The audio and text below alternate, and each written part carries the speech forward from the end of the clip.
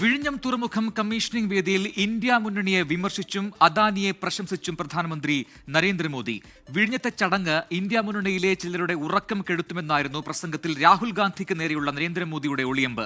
പ്രധാനമന്ത്രിയുടെ പ്രസംഗത്തെ വിമർശിച്ച് കോൺഗ്രസ് ദേശീയ നേതൃത്വം രംഗത്തെത്തി. മുഖ്യമന്ത്രി പിണറായി വിജയന്റെയും ശശി തരൂരിന്റെയും പേരെടുത്തു പറഞ്ഞ് നരേന്ദ്രമോദി വിരൽ ചൂണ്ടിയത് ഇന്ത്യ സഖ്യത്തെ. ഗൗതം അദാനിക്കൊപ്പം ഇന്ത്യ സഖ്യത്തിലെ നേതാക്കൾ വേദി പങ്കിടുന്നത് ചിലരുടെ ഉറക്കം കെടുത്തുമെന്ന പ്രധാനമന്ത്രിയുടെ പരാമർശം ലക്ഷ്യം വെച്ചത് രാഹുൽ ഗാന്ധിയെ. हमारे मुख्यमंत्री जी से भी मैं कहना चाहूंगा, आप तो इंडिया अलायंस के बहुत बड़े मजबूत पिलर है. यहां शशि थरूर भी बैठे हैं और आज का ये इवेंट कई लोगों की नींद हराम कर देगा.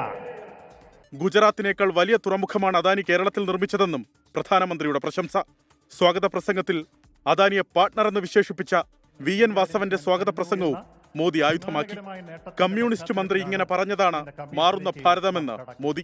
एक कम्युनिस्ट गवर्नमेंट का मंत्री बोल रहा है प्राइवेट सेक्टर के लिए कि हमारी सरकार का पार्टनर ये बदलता हुआ भारत है.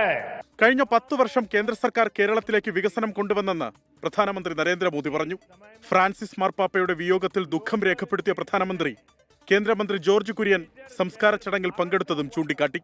എന്നാൽ പ്രധാനമന്ത്രിയുടെ പ്രസംഗത്തെ വിമർശിച്ച് കോൺഗ്രസ് ദേശീയ നേതൃത്വം രംഗത്ത്. പ്രധാനമന്ത്രിയെ പോലുള്ള ഒരാൾ ഇത്ര തരംതാണ പരാമർശങ്ങൾ നടത്തുന്നത് അങ്ങേയറ്റം ഖേദകരമാണ്. ഒരു മന്ത്രിയുടെ പ്രസംഗമെടുത്ത് പ്രധാനമന്ത്രി രാഷ്ട്രീയം പറയാമെന്ന് പറയുന്നത് ഇന്ത്യ മുന്നണിയെക്കുറിച്ച് ഇത്രയും മോശമായിട്ട്, അതും ഒരു ഏറ്റവും പ്രധാനപ്പെട്ട ഒരു വികസന വേദിയിൽ പ്രൈം മിനിസ്റ്റർ രാഷ്ട്രീയം പറയുമ്പോൾ അവിടെ വെച്ച് തന്നെ ചുട്ട മറുപടി കൊടുക്കേണ്ടതല്ലേ? മുഖ്യമന്ത്രിയല്ലേ, മുഖ്യമന്ത്രിക്ക് മൈക്കെടുക്കാമല്ലോ എപ്പോൾ വേണമെങ്കിലും. പഹൽഗാം ഭീകരാക്രമണത്തിൽ പ്രതിപക്ഷം സർക്കാരിനൊപ്പം നിൽക്കുന്ന സമയത്ത് പ്രധാനമന്ത്രി തരം താഴ്ന്ന രാഷ്ട്രീയം കളിക്കുന്നെന്നും കോൺഗ്രസ് വിമർശിച്ചു. 24 തിരുവനന്തപുരം.